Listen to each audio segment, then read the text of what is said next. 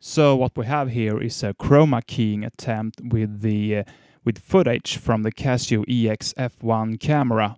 Now this is not a perfect example, it's a pretty poor example as a matter of fact, but I think it proves a point that chroma keying with footage from this camera should work pretty well if you do things right, which I haven't quite done here, but it's still an example.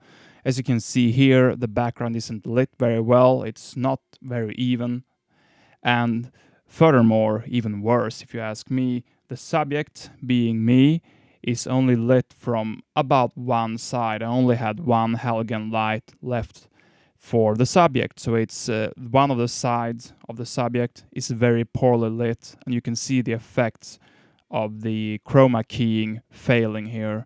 But if you focus on the left side of the subject, you can see a pretty good chroma keying effect.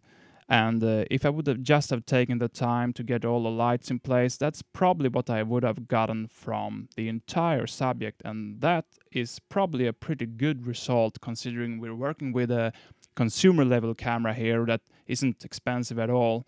This scene was shot in 720p and on the highest quality level, of course.